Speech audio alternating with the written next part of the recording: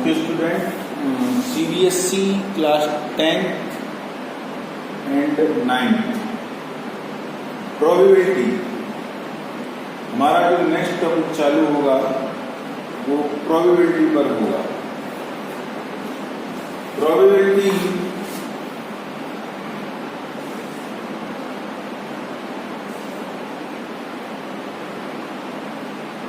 देखिए बेटा, हम सबसे पहली बात प्रोबेबिलिटी को समझने के लिए हमको डिफाइन करना होगा प्रोबेबिलिटी क्या है।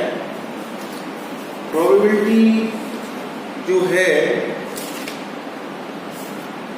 किसी भी घटना से संबंधित कोई भी इवेंट है, घटना है, उससे संबंधित पूर्व परिस्थितियों या तो कोई पूर्व परिस्थिति है या उसके परिणामों के आधार पर जानकारी को प्राप्त कर लेना ही प्रोबेबिलिटी है। यदि जानकारी नहीं है तो हम उसके बारे में जानकारी कर लेंगे। अब हमारा इससे रिलेटिव कुछ डेफिनेशंस हैं, वो आपको याद रखनी होंगी। सम बेसिक टर्म्स जैसे कि रैंडम एक्सपेरिमेंट, आपसे कहा जाता है रैंडम एक्सपेरिमेंट क्या है। तो a random experiment is an experiment or a process for which the outcomes cannot be predicted with certainty. For examples,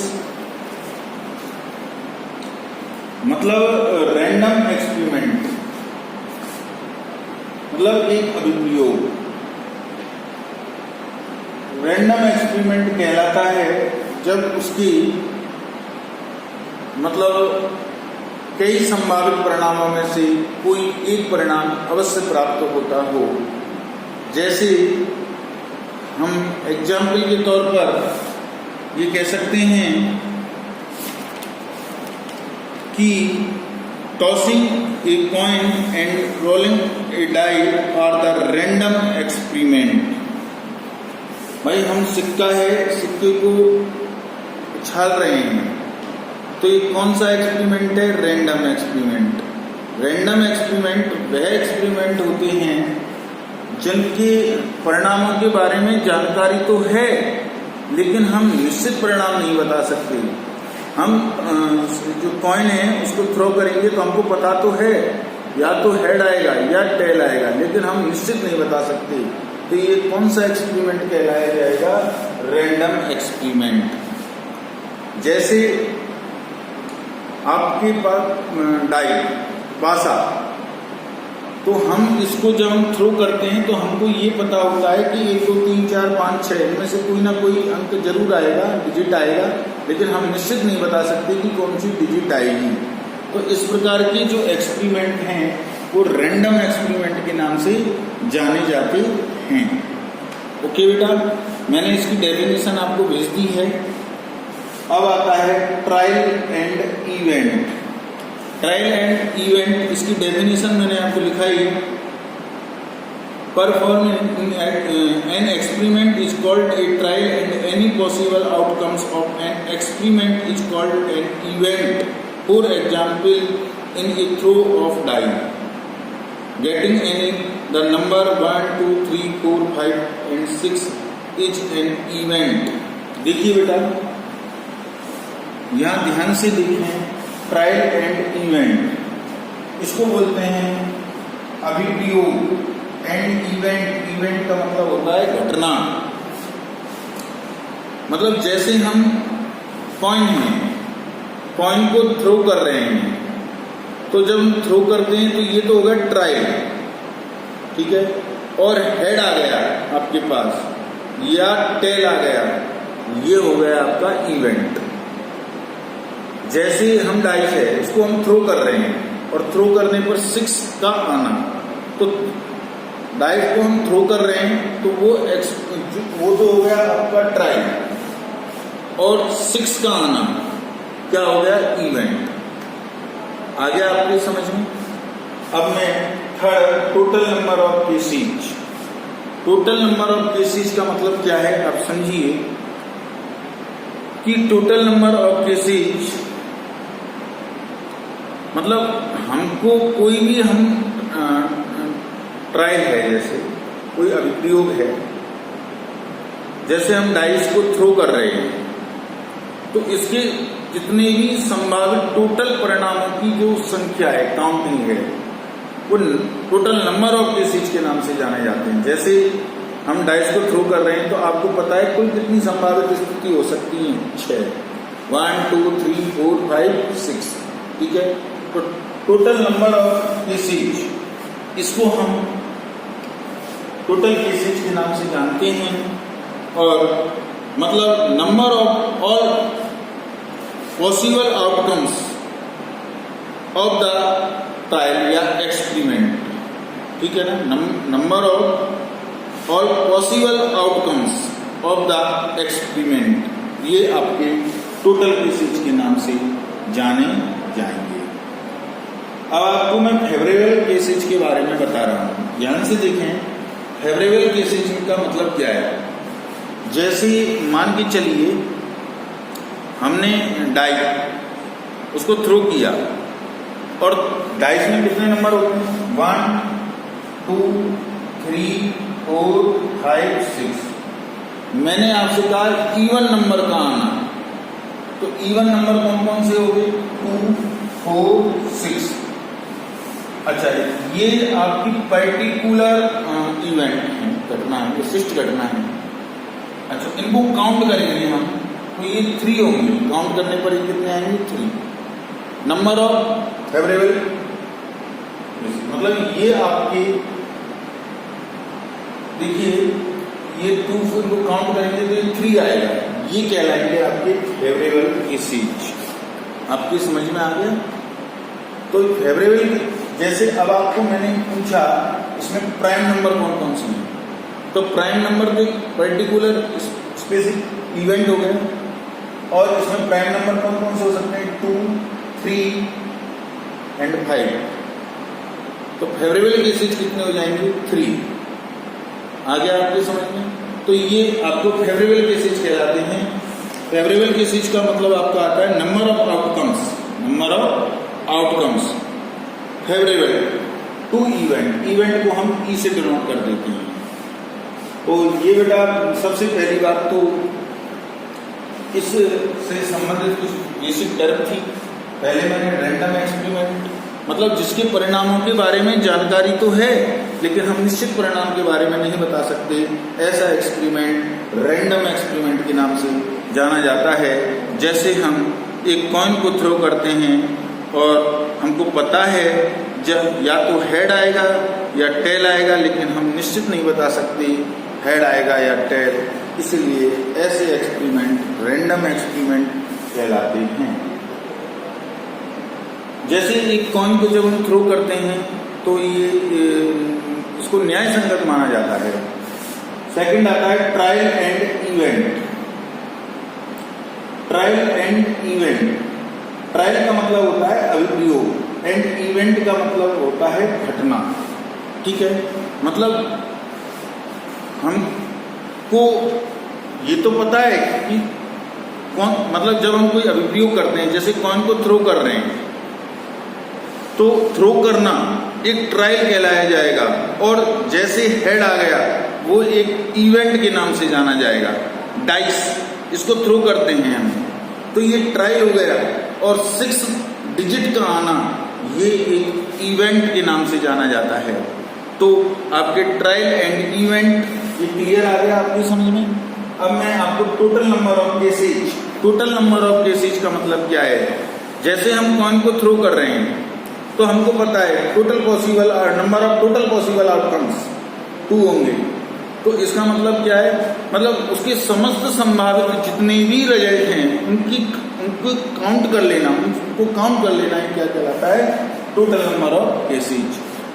जैसे ताश की गड्डी है, टोटल 52 पत्ते होते हैं, उनमें से कोई सी पत्ता ले लेते हैं, तो उसकी टोटल जो पॉसिबल जो संभावना है तो वो टोटल केसेज के नाम से जानी जाती हैं। जैसे डाइस है तो आपको पता है 6 होंगी इसकी संभावना है, इनमें से कोई ना कोई रिजल्ट आएगा। तो ये तो आता है favourable cases. Number number of outcomes of favourables, मतलब इसका ये है कि एक ट्रायल होगा, उसमें एक विशिष्ट घटना होगी और उसके अकॉर्डिंग जो रिजल्ट आएगा उनको काउंट कर लिया जाएगा, वो आपकी फेवरेबल केसेज कहलाए जाएंगे। जैसे एक थ्रो है, आपको पता है इसमें 1 2 3 4 5 6 ये डिजिट होती हैं, इवन नंबर का आना 2 4 6, तो इवन नंबर कितने हैं हमारे 3, उनको काउंट कर लिया हमने 3 है, तो ये फेवरेबल केसेज के नाम से जाने जाते हैं। तो ध्यान रखें। अब नेक्स्ट आता है प्रोबेबिलिटी ऑफ एन इवेंट, मतलब कोई भी इवेंट है उसकी प्रोबेबिलिटी को हम PE से डिनोट करेंगे, ठीक है। जैसे हेड कॉइन को थ्रो करते हैं तो हेड का आना, इसकी प्रोबेबिलिटी को हम P हेड से डिनोट करेंगे। तो ये इवेंट है, ये घटना है, ठीक है। तो हम कोई भी इवेंट की प्रोबेबिलिटी फाइंड करते हैं तो total number of favourable cases upon total number of cases, favourable cases upon total number of cases. आप देखते हैं यहां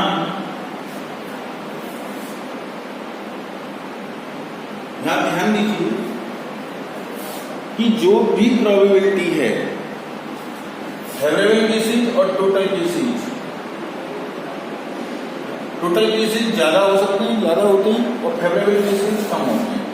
तो किसी भी इवेंट की आगे बताएंगे हम इसकी रेंज। अब नेक्स्ट हम बात करते हैं probability complementary event.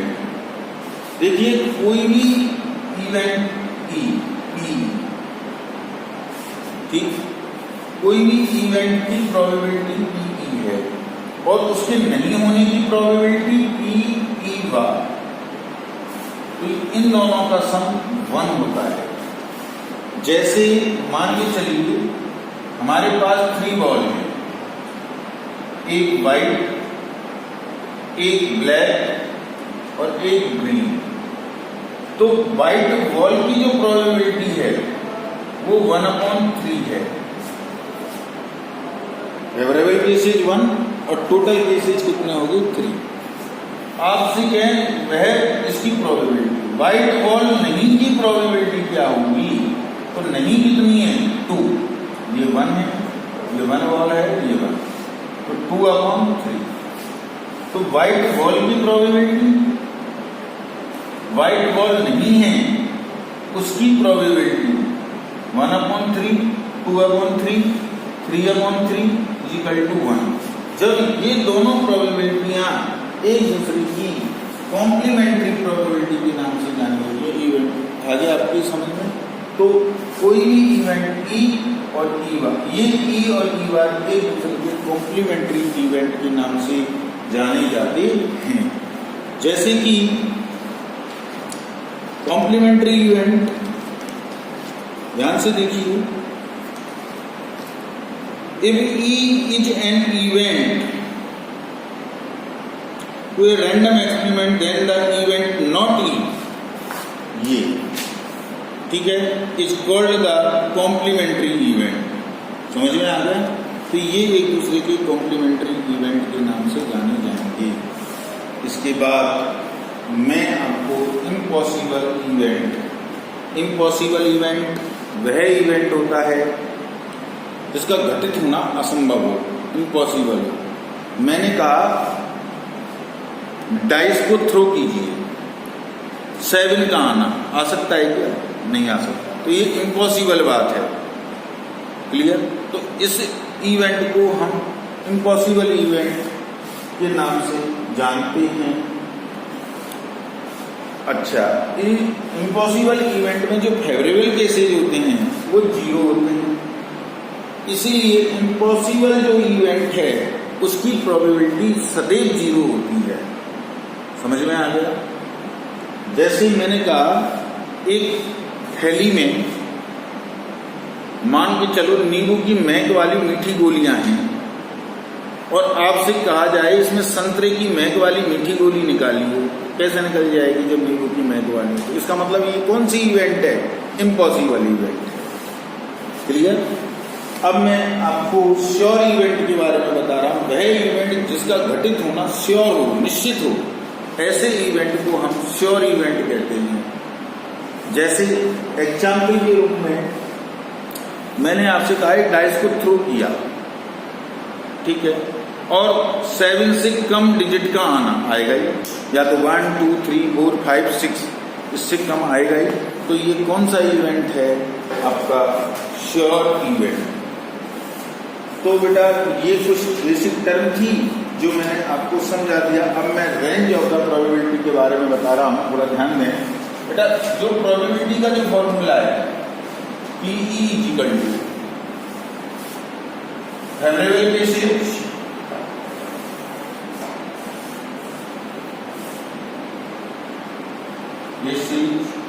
Upon total cases, ठीक है। अच्छा, इसमें आप देखते हैं किसी भी इवेंट की जो प्रोबेबिलिटी होती है, फेवरेबल केसेज कम नंबर काउंटिंग करते हैं तो ये जो नोमिनेटर है ये डेनोमिनेटर है, डेनोमिनेटर ज़्यादा होगा तो इसका मतलब ये पॉइंटों में आएगा, और पॉइंटों में आएगा तो प्रोबेबिलिटी 1 से कम होगी। तो किसी भी इवेंट की प्रोबेबिलिटी सदैव लेस देन 1। यदि वो श्योर इवेंट है तो प्रोबेबिलिटी 1 होती है। ध्यान रखें, श्योर इवेंट की जो प्रोबेबिलिटी होती है 1 होती है। क्यों? कि उसमें फेवरेबल केसेज और टोटल केसेज इक्वल होते हैं। जैसे आपने डाइस को थ्रो किया, 7 से कम डिजिट का आना, तो यहाँ फेवरेबल केसेज भी 6 हैं और टोटल केसेज भी 6 हैं, तो प्रोबेबिलिटी क्या होगी? 1। तो 1 होगी तो इसका मतलब प्रोबेबिलिटी 1 भी हो सकती है और 0 भी हो सकती है। यदि वो कौन सी प्रोबेबिलिटी है? इम्पॉसिबल प्रोबेबिलिटी है, तो 0 हो सकती है, अन्यथा 0 से तो ग्रेटर ही होगी। तो ये ध्यान रखना है आपको, प्रोबेबिलिटी कभी भी नेगेटिव नहीं हो सकती। समझ में आ रहा? प्रोबेबिलिटी 0 हो सकती है, 0 से ग्रेटर हो सकती है, 1 से लेस देन हो सकती है, इक्वल हो सकती है। तो ये आपका, तो यहाँ मैंने बेटा कुछ आपको डेफिनेशंस क्लियर कराई हैं और मैं एक बार फिर मैं आपको बताऊंगा सम बेसिक टर्म्स। सबसे पहले मैंने रैंडम एक्सपेरिमेंट आपको समझाया, जिसके रिजल्ट के बारे में जानकारी तो है लेकिन हम निश्चित रिजल्ट के बारे में नहीं बता सकते। ऐसे एक्सपेरिमेंट को हम कौन सा एक्सपेरिमेंट बोलते हैं? Random experiment, trial and event, इसको बोलते हैं अभिप्रयोग एवं घटना। जैसे हमने सिक्के को थ्रो किया और हेड आ गया, मतलब उसके मतलब किसी अभिप्रयोग, जो भी हमने अभिप्रयोग किया है, हम उसके परिणाम के बाद जैसे जो संभावित परिणाम है उसमें से कोई एक परिणाम अवश्य आता हो।